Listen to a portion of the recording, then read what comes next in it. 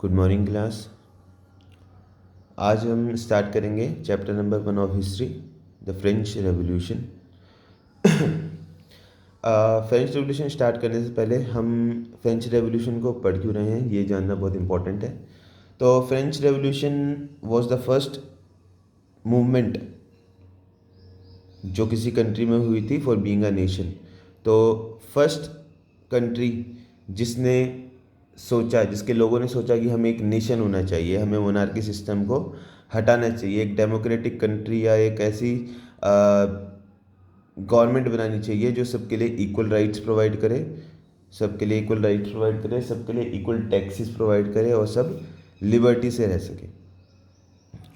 उससे पहले हर जगह राजा हुआ करते थे, लेकिन जैसे ही फ्रेंच रेवोल्यूशन स्टार्ट हुआ और फ्रेंच रेवोल्यूशन ख़त्म हुआ उसके बाद जितनी भी यूरोपियन कंट्रीज़ थी, जो फ्रांस की नेबरिंग कंट्रीज़ हैं या और भी कंट्रीज़ हैं जो यूरोप के में आती हैं, वहाँ हर जगह रेवोल्यूशन स्टार्ट हो गए एक नेशनलिज्म के लिए, मतलब कि एक नेशन बनाने के लिए। लोगों को अब मोनार्की सिस्टम में नहीं रहना था, लोगों को नेशनलिज्म चाहिए था।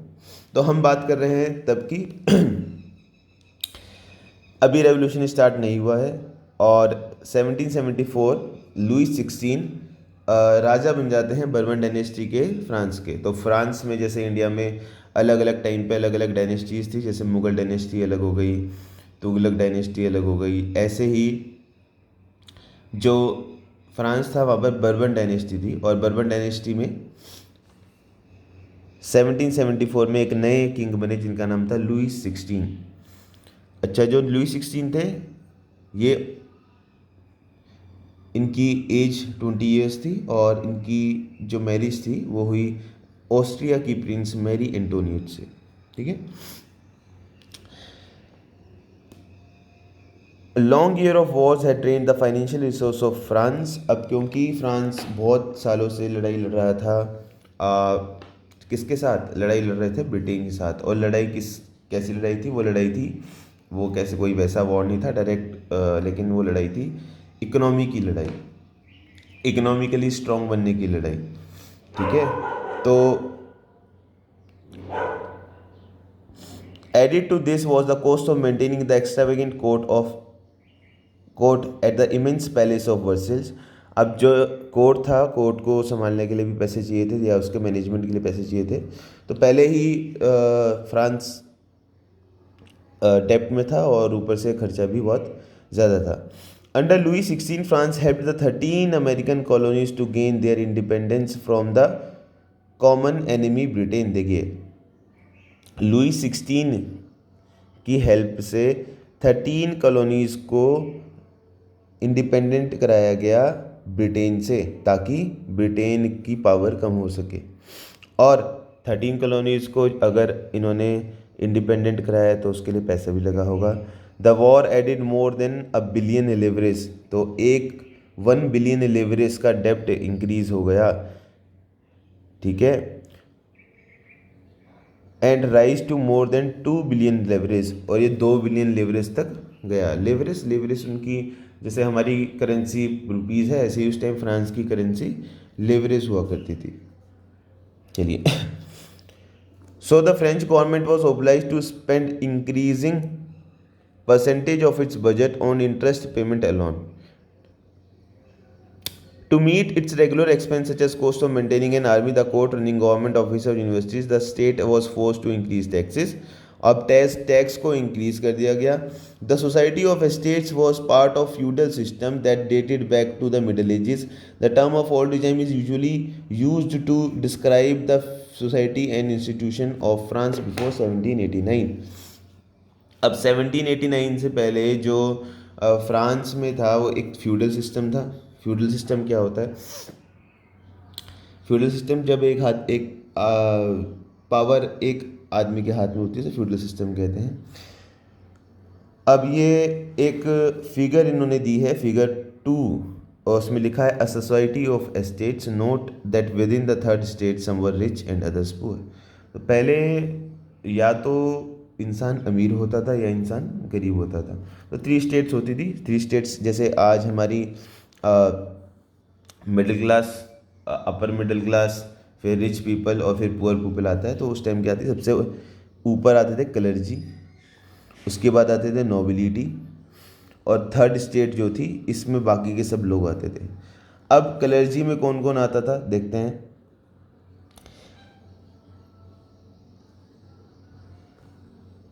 देखिए, figure 2 shows how the system of estates in French society was organized. Peasants made up 90% of population।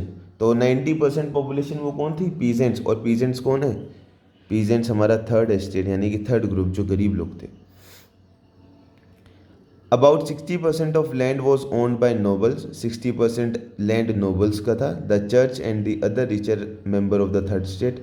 The members of the first two estates that is clergy and nobility enjoyed certain privileges by birth. अब जो nobility और clergy थे ये इनके पास बहुत सारे privilege थे क्योंकि ये अमीर घर के थे, तो इनको सर्टेन राइट्स सर्टेन प्रिविलेज मिलते थे by birth. The most important of these was exception from paying taxes.